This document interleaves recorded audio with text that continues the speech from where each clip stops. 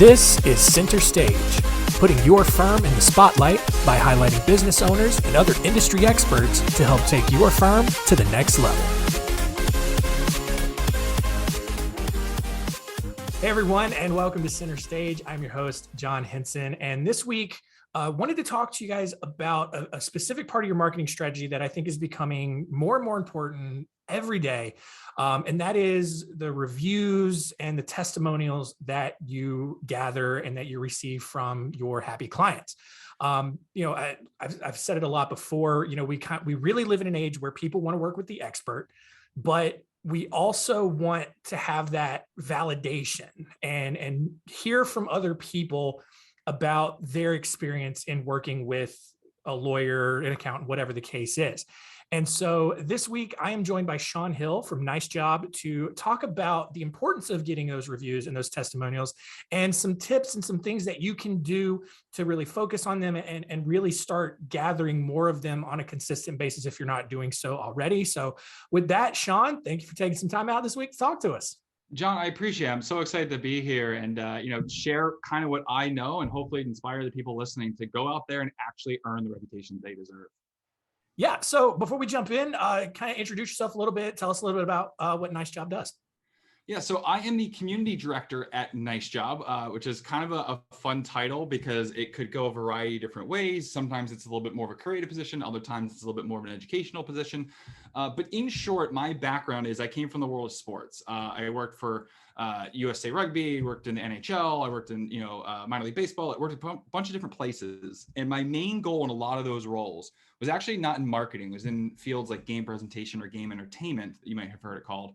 But pretty much it was the show, right? It was the feelings, it was the emotions. You might know it as mascots and t-shirt tosses. You might also know it as hype videos, things like that. But ultimately it was building fan bases and making people that were passionate about things more passionate. And the reason I ended up at NiceJob was the blunt honest truth is the culture working in sports is a little bit different than the culture working at NiceJob. NiceJob's got a phenomenal culture, the way our teammates work together, things like that. In sports science, that competitive cutthroatness goes over to the business side as well. Not that I didn't enjoy that, but I want to have a family, job security, things like that. Right. But the biggest takeaway why NiceJob brought me in was one thing that sports does really, really well that businesses do not is that they market on a sort of a quadratic sort of way instead of a linear way. And so what I mean by that is in the simplest of terms, even if you're not a sports person, you'll understand this. When the team's in first place and playing really, really well, the product that you're selling is come see this amazing team, look at these high, world-class athletes, join us, become a part of us as we pursue this ultimate goal. When it's a last place team, and you might be going, wait a minute, I know where he's going with this. When you're last place team, you're selling family entertainment, bring everybody out. We'll give you a bobblehead. We'll give you a t-shirt. If you're going to spend some time out, why not come? You'll get to see, these guys playing a children's game, these women, these elite athletes playing this amazing sport, but you're going to get a fun time all around. That's why NFL organizations make billions of dollars, even when they don't win for a whole year. Your Browns, your Lions, your things like that. Right. And so I was brought to NiceJob because we have these, people, these professionals doing everyday work that, the high mission statement is you deserve that kind of praise. But really what it comes down to is how do we take someone that really, really loves their lawyer, really, really loves their accountant, really, really loves their landscaper, and how do we activate them to give them that same sort of come togetherness as you get when you see a crowd all wearing the same jersey, painting their face, or, rooting along at a bar. And so NiceJob came together, and the problems that we identified of why that doesn't happen is it's hard to really gather these people. It's hard to hit them in different touch points. And so when we focused around the customer view, we focused around your reputation, which is what you get to bring into your business and what you get to leave with your business. You're going to sell assets, you're going to have turnover, you're going to have all the other stuff, but your reputation in and out is the one thing that you're going to have to take with you. But you also never really own it, right? Your reputation is really influenced by outside people. We took a look at that, we dove in, and we found out that if you make it easy, you build processes, and you improve over time with it, it becomes this vital pillar of every successful organization. So that's what NiceJob was kind of founded on. We saw a lot of the big guys. Our founder worked in high-level marketing, Samsung, NFL, things like that, and really distilled it down to how do we take that power and make it attainable without it being like, well, once you get $1 billion, then you can do that. How do you make it for the person just starting out? How do you make it for the person growing? How do you make the person selling, scaling, wherever phase? How do we make that work? That's our goal, but we bring in people like myself that don't get bogged down in marketing textbooks and things like that, but really talk to people and understand how does this work. Awesome. So kind of what I like to do, I like to start kind of up at a 10,000 foot view and then kind of drill down as we go along. And so, one of the things that I think a lot of people struggle to understand, especially in the testimonial space and the review space, is there's two broader terms. There's reputation management and then there's reputation marketing. Yeah. What is the difference between those two things? So right off the top, reputation management is kind of what NiceJob used to do, and kind of what there's still some companies out there doing it, but it's the general mindset of you want to get good reviews, you want to kind of get away from bad reviews, and you want to kind of, manage your reputation as best you can. So you're not really kind of growing it, you're just kind of maintaining, and the easiest way is you're only trying to add good, you're not trying to add bad. Yeah. Reputation marketing is it's a little bit of taking some brand marketing.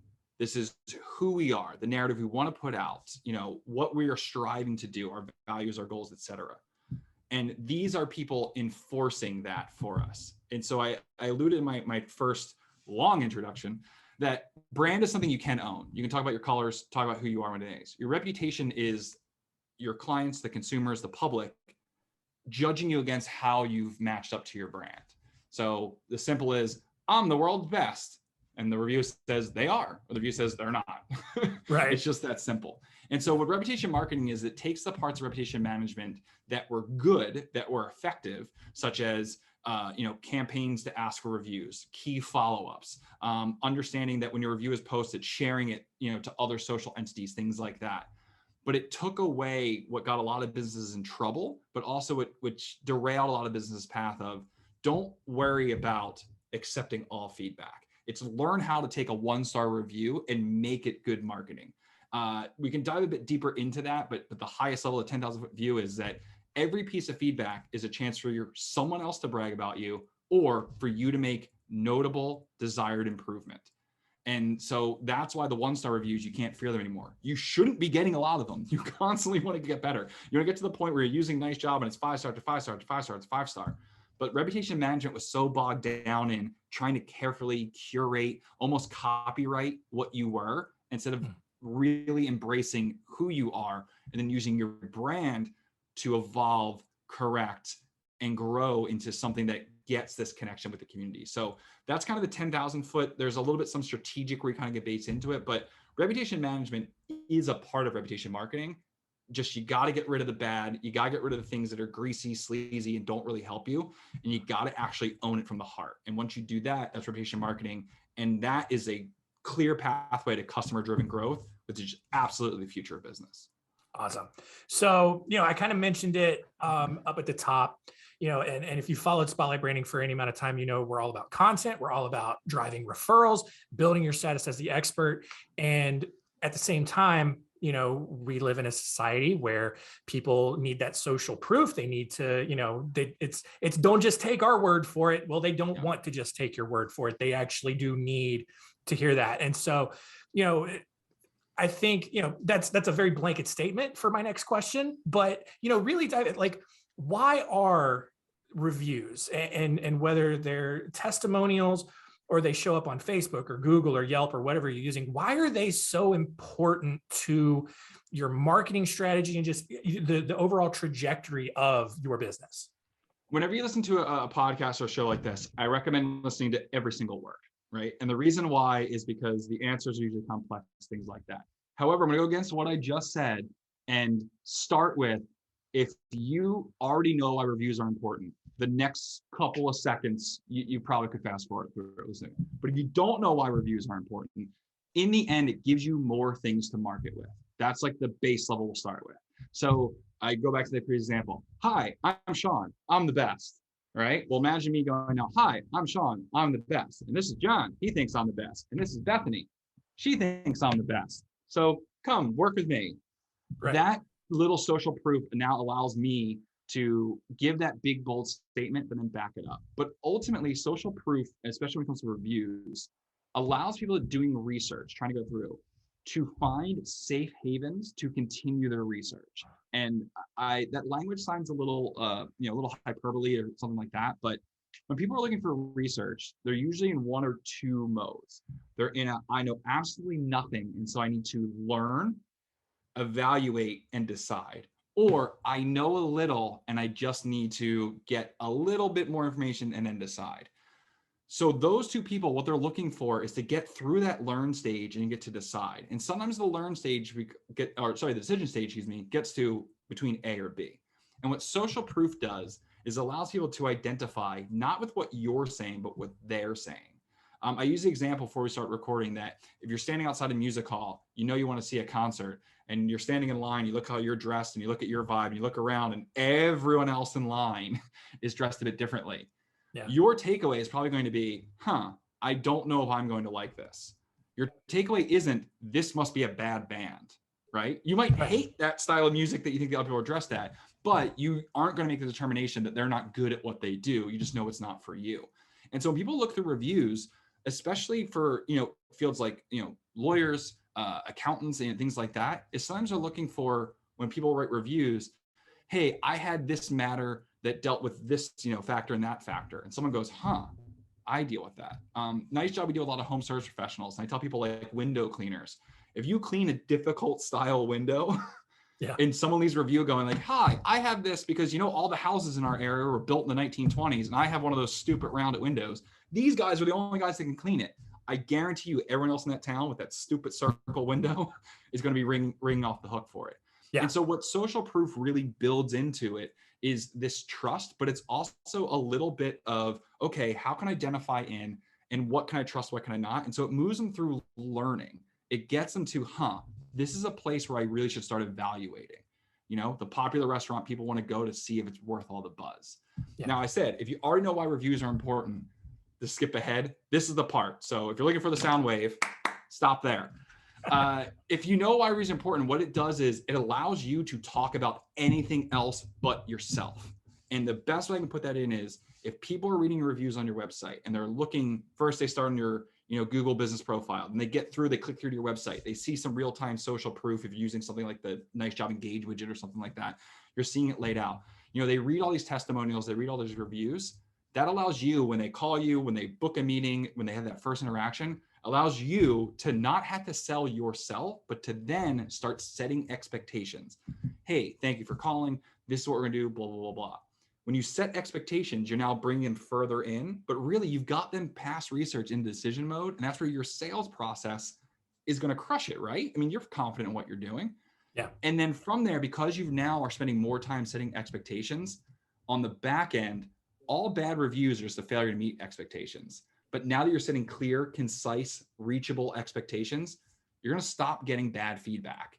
Yeah. You're going to now get more reviews, which is going to then identify that someone, the best part of every business owner is when they get that review saying, I read all their reviews and guess what? They're true. So now you have social proof on top of your social proof. Yeah. The psychological element of it all is that people always want to look to make sure they're doing right things. It goes back to our cave people, where someone goes to grab something off a bush and another one goes, right? Guess what? When that person doesn't go, that person eats the bush and og's gone, rest in peace. We lost another one. Right. And so from the earliest parts of our brain, we've had this need for social proof. There's some that are oppositional defiant, the hipsters or something like that always want to go against the grain. But ultimately, social proof allows you to talk less about yourself and focus more on what's important. But then it also allows you, again, to build this sort of fan base and to build this sort of undercurrent of marketing that consistently is going to help you get another customer from a previous customer. And that's why I talk about customer-driven growth. Getting one customer for every one customer you have, that cycle has to be powered by social proof. Yeah. And, we talk a lot about Story Brand, as a book by Donald Miller that talks about how, in your marketing, don't make it about yourself, but make it about your clients. And I think reviews actually do a really good part of that. Like, yes, people are singing your praises. So it could, on the surface, seem like it's making it about you, but it's in reality, reviews are giving you that proof that you can get people from point A to point B. It's not, it's not like, we've said, look how awesome I am, but it's other people saying that for you. And it's allowing you to show off like, hey, this is how I'm helping people. Here's proof that I've been helping people. So let's really just dive into it.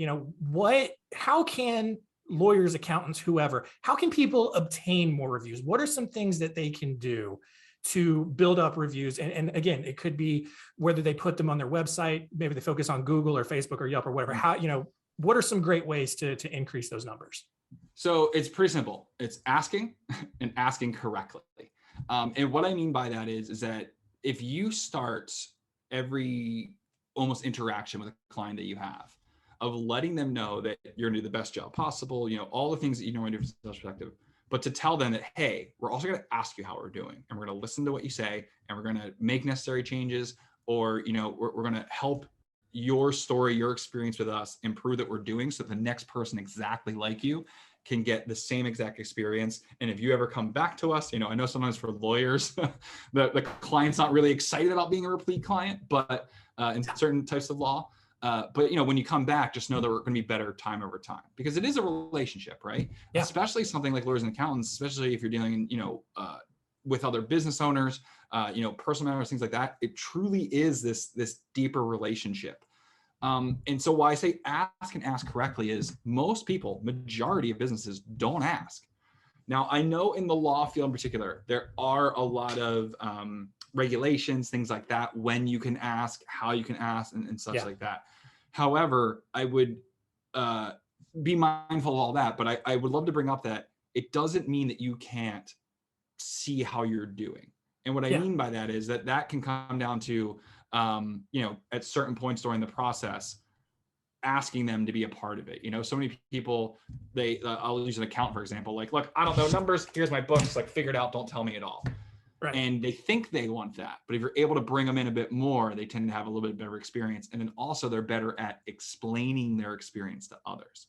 So asking first and foremost, you do deserve it. It's not begging. It's not everything like that. I like to say to business owners, like think of restaurants. They literally put tip on the receipt. They're literally as forward as possible. Yeah. You as an accountant can say like, hey, can you let us know how we did? It's a little bit less aggressive than that. But when asking correctly is, now the NiceJob platformers use that as an example. There's some auto triggers and you use other software to kick it off, but it has a text message followed by 3 emails spaced out over a little bit. There's software in there as well as that when they leave a review, it takes them out of a queue. So it's not always that many messages, only the messages that are necessary. But the reason that we realized that follow-up is so important is the text message is the most immediate. It's right there. It's quick. It's efficient. But I don't know if it's ever happened to you, John, but you get a text, you're looking at it, you're about to dive in, you're about to click a link, then you get another text. This is something great. I can't tell you the amount of times that I'm on my phone and all of a sudden my buddy's like, are you watching this? I'm like, well, I don't know. And no. Right. And so you get distracted. Life gets in the way. And so by having those follow-ups, you're going to do 2 things. One is you're going to meet them at the exact best point for them to leave a review. But 2 is you're going to be able to extend that feeling of peak happiness of my matter is settled, my books are done, I got that funding, whatever the case may be, that moment where they're really excited, by tucking back in with them or touching base with them again, it helps that feeling extend a little bit longer. And if you extend it just long enough, it's that old Simpsons joke where Marge is like, I repeat myself 3 times because you'll remember it that way. And then later Bart does remember it that way. Yeah. By extending out that moment of peak happiness, that'll make it that 4 months down the line, when their buddy asks a question, they'll go, oh yeah, like it's a longer feeling, like, oh yeah, that's right. You know what? I worked with these guys that are great, they give me a quick phone call. I gave everything, they start telling their whole story again. But by documenting it at that moment of peak happiness, they're going to tell their best story and they're going to remember it later. So follow-ups are absolutely key if you want to get reviews.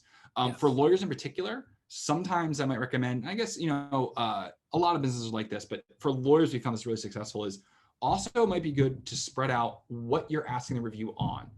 It's great to have reviews about your intake process. It's great to have reviews about, the manner in which you handle it. It's great to get reviews on how you communicate with your clients. So sometimes asking at key different touch points can be a way to really grow in some industries, because everyone thinks about like, all right, well, when it's settled and it's great and it's all done, that part. But for me is, all right, well, what did the journey look like from when I first brought it to my lawyer's attention to where something was ultimately settled? Yeah. And so by diversifying it, especially for lawyers, but across other fields, you can do it by diversifying when you're asking for a review or what specifically you're asking for a review on. That'll give you more dynamic social proof. Yes. Where to put these reviews, absolutely on your website. If you're talking about focusing, Google is definitely king. I'll say right now, I'm probably going forward. Yelp, I will say, is significantly dropping, becoming a little bit less relevant, especially if they officially lose their Apple Maps designation. I think it's gonna be kind of a big death knell for them. The social platforms are actually growing more. Your Facebooks, your Instagrams, even your Twitters, are where people are looking for social proof in that regard. So when you're getting those reviews, you got to put them in all those places. NiceJob is a way to auto share to those places. But the reason I put them in those places is because the more people are looking and they kind of see it, they start to ingrain in their head, okay, I'll now be able to tweet about it, put it on Facebook, or write a review, things like that. So you're kind of already building it in. So asking first and foremost, I guarantee most of the people listening to this aren't doing that. They don't have enough reviews. Asking in correct manner. And I forgot about the third part. I'll touch on it very quickly. I know I get long-winded, but it's about making it easy for the client. The one thing we start with NiceJob is that there's a lot of companies out there that will ask for reviews. We try to make it as simple, quick, and easy as possible, because someone, if I like, John, how do you like my shirt? And you can just go, looks great, man. I love it. Purple looks good on you. You're more likely to say it. But I go, John, what do you think of my shirt? But first, wait, here's what I need you to do. I need you to log in. I need you to try to remember that password from the thing you never really use. Then I need you to kind of do all this stuff like that. So with NiceJob, you're going to get the simple, easy process. It's going to be left natively. It's another thing. Make sure that they're leaving reviews on the sites themselves. There's a big practice called review gating, which people might have heard of, which is you send an email out, rate us 1 to 10. If it's 7 and below, you go to a private inbox. If it's 8 and above, you go to an actual review site.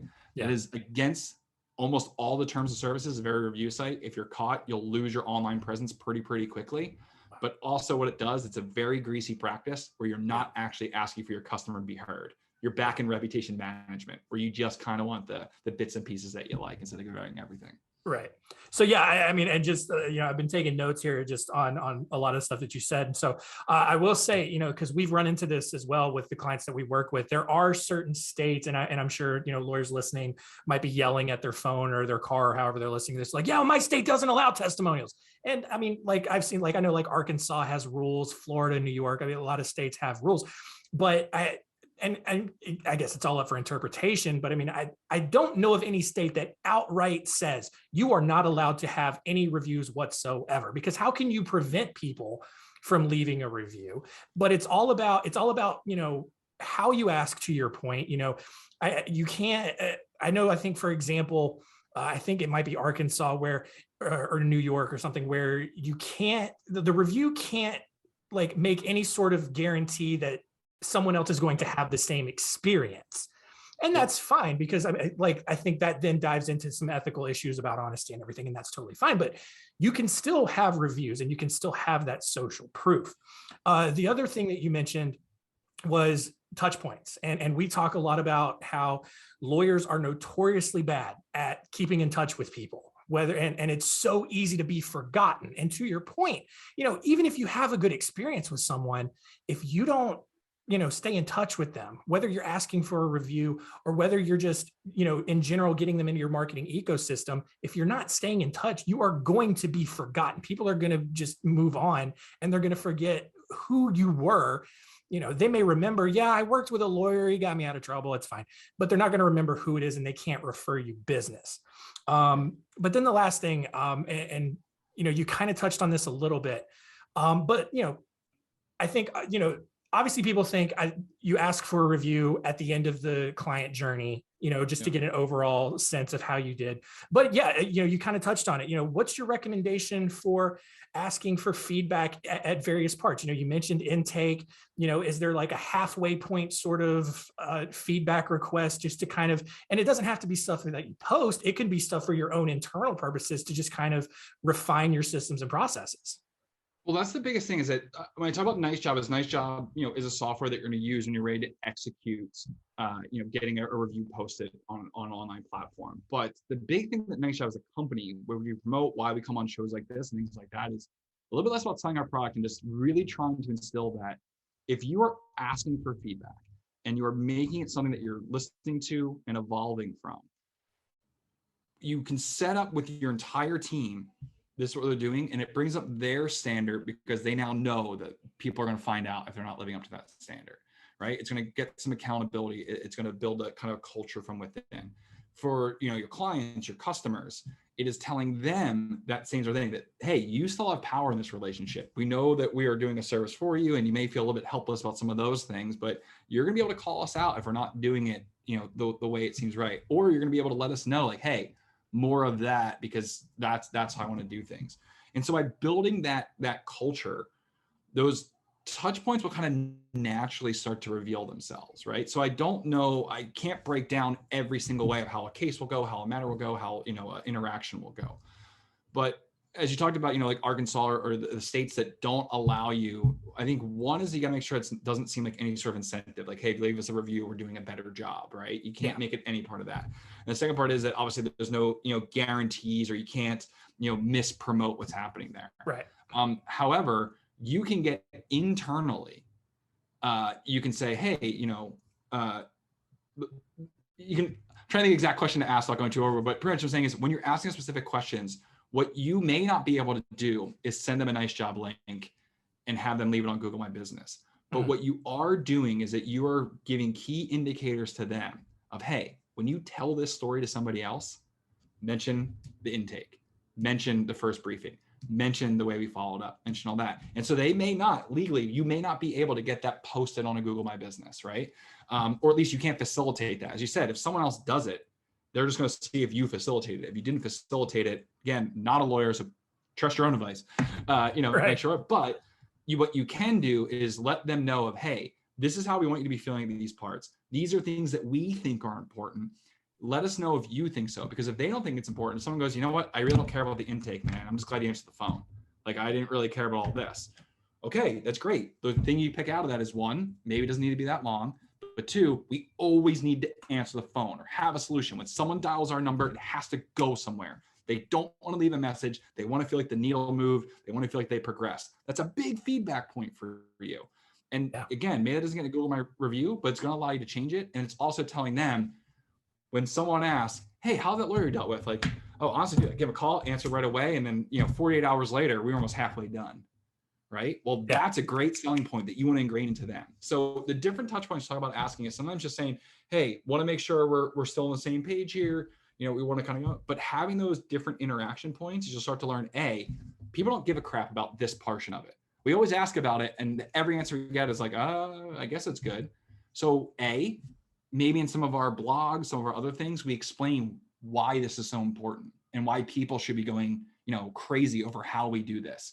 Maybe that's our big differentiator. Oh, most other lawyers send it to you like this, but we send it to you like that. That's our unique selling proposition. That's what makes us different. That's why you should choose us over them. If that's not really resonating when you're asking about that, that's where you're going to maybe shift your marketing, shift your, content, things like that. So the different touch points, the recommendations I make is, your business better than the client, quite honestly. And so by asking at those key points, find out if that's translating, if your client is understanding why these things are important.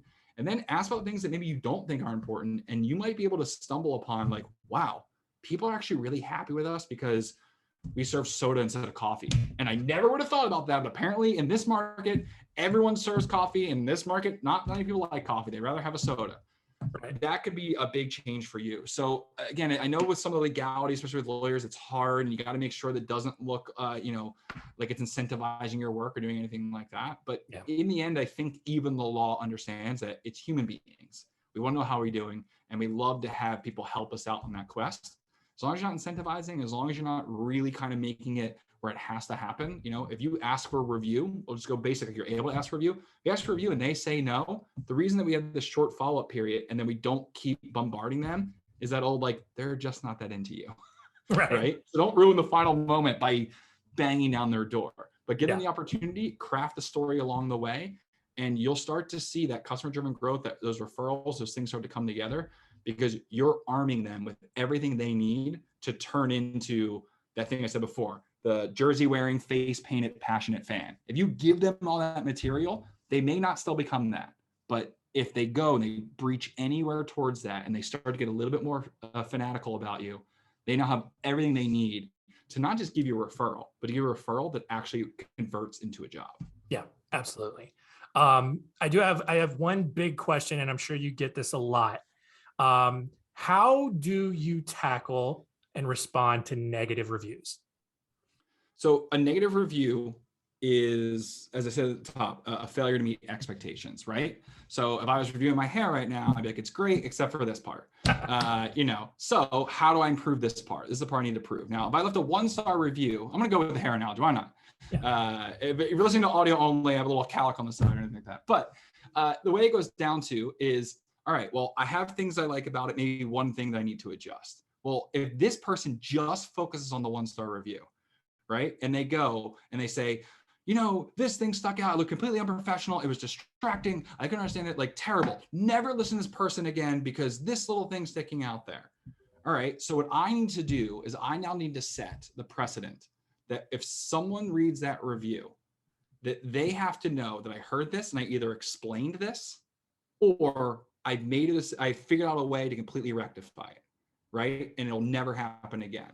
Because ultimately, when people read negative reviews, they understand it's a moment of time. I like to use this sort of visualization of when someone leaves a review, imagine a brick and mortar waiting room. Yeah. And what they're doing is they are yelling, or projecting loud enough for everyone to hear to the person behind the counter, their review. I had a really terrible experience. I thought they stole my money and I cannot believe it. And when they hit send, post, whatever, it's them walking out that door. Now, you as the business owner have the ability to respond, but who you're responding to? Well, you can't be weird and not respond to the person that yelled. But guess what? The person that yelled probably isn't listening to it. Yeah. Very few people go back and read the responses to negative reviews that they left. But everyone looking at the reviews, everyone else sitting in that waiting room is figuring out how you're going to react. So if you messed up, you got to own it. Yes, we made a mistake. Here's how we're going to change it. Here's what we're going to do. Because the best 1-star reviews, and I say that purposely, the best 1-star reviews are ones where it's like 2 years old. You said you're going to make a change. And the next 2 years, no one else brought up that mistake, right? So they didn't respond to my emails. If over 2 years, no one brings that up and throughout the way, someone goes, they were so quick responding to my emails. I thought they were in the room with me. Someone goes, they made a mistake 2 years ago and they fixed it and they're better. Reviews also are your story, a chapter at evolution.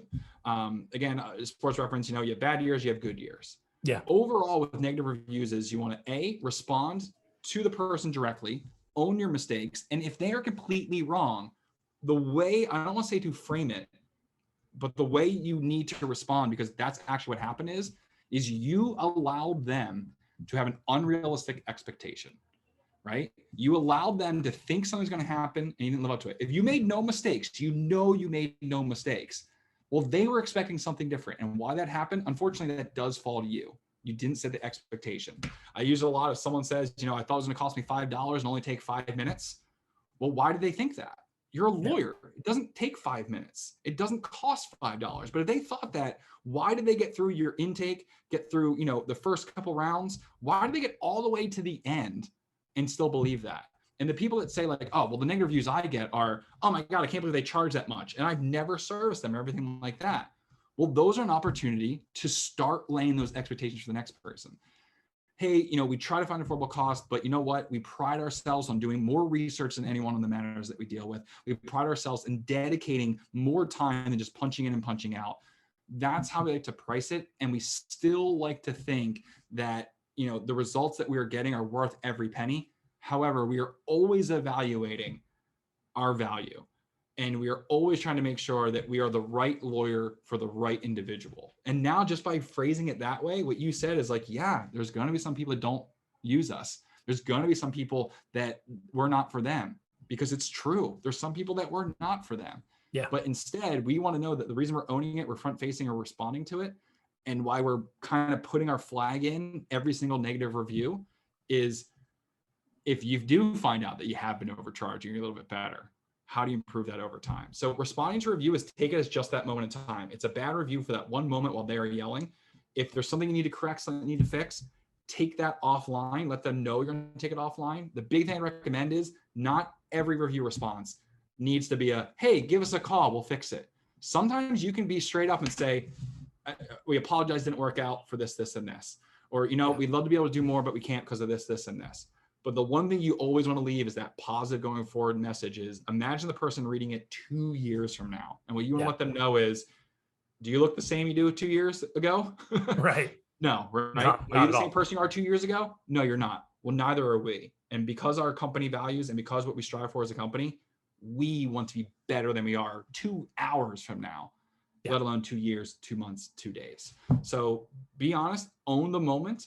But just know that people understand people have bad days. People understand that people try to weaponize bad reviews, but by ignoring them or falling into the repetition marketing trap of trying to make them not appear anywhere, the worst thing you can do is if someone is screaming and yelling in that scenario I described, is either put your fingers in your ear or when they walk out, go like, that idiot. Because someone sitting in the chair is going, well, if I have a problem with you, are you going to call me that idiot? If I have a problem with you, are you not going to listen at all? People want to know that they have the ability at any part to give their feedback. And so when people do give their feedback, good or bad, respond to it and let them know this is a moment in time. We're taking learning lessons from this and we're improving. Even your 5-star reviews. If you can start getting a narrative in your 5-star reviews that we're trying to get even better than that, gold, absolute marketing gold. Yes, 100%. Yeah. And one point that you made kind of earlier in the show, good reviews make for good content. Take some good pull quotes from testimonials, create a quick graphic out of it, and you've got some great social media content. Put a testimonials page on your website, just build out a library of great feedback. It can only do good things for your marketing. Yeah, and I can add one thing in there. By getting a bunch of reviews pretty consistently, you're also able to refresh that content. So you're not having to tweet the same thing out every 4 months. And people do notice that if you're kind of having the same review on your website for a couple of years or things like that, it tends to fall flat. People are trusting real relevant reviews. I mentioned real-time social proof is something you can get with NiceJob, but the more that you can refresh your page from the internet standpoint, new user-generated content, right? New fresh thing that Google goes, ooh, feed me. Right. But then also, if someone checks in, maybe they don't know they need you now, but they happen to come across your site or someone recommended them, but they're not in that same situation yet. If they can go and see a review and then come back a month later and see different reviews, still saying similar sort of things, that makes them, they'll project in their mind of like, oh, wow, this is something I need to be a part of because it's constantly growing. Yeah. Awesome. Shawn, this has been really great. A lot of good information here. I know we get a lot of these questions about, reviews and testimonials and best ways to do it. And so I'm really glad I found you as an expert and had you come and share your knowledge. Before we wrap up, let people know if they're interested in learning more about NiceJob and where they can find you guys. So a couple different things. Obviously, get.nicejob.com is our website. So you can check us out there. You can also go to nicejob.com as well. I'll try to make it simple for you. We have our own podcast, the NiceJob Podcast. At the time of this conversation, we're getting ready to wrap up season 3, but we kind of explore a bunch of different sort of areas. It's pretty much just for me going to business school and you get to listen along with it. It's pretty fun. Yeah. But yeah, I'd recommend those two sort of entities, and especially reach out to NiceJob, because one thing this company in particular has made it a core part of who we are is we want to educate and want to help you, even if we're not a solution or even if it's not fully in our realm. So just like John, thank you for just doing this sort of show and doing something like this. This is something we're a huge fan of, is read books, read articles, talk to other people, make yourself a better person, make yourself a better business owner, and the world ends up opening up for you. So reach out to us in any way, but nicejob.com is our website. And then you can find me, Shawn Hill, spelled correctly, SHAWN, on Facebook there. If you see Shawn Hill, that's my personal. You can reach out to me there, but it's just a lot of like hockey and goofy photos of my dog. But if you want some business stuff, really to connect, Shawn Hill on Facebook. And we look forward to the chance to get to connect and speak with you. Awesome. So last question I have for you, we ask every guest here before we end the show, and that is, if you had one piece of advice for our listeners out there, what would it be?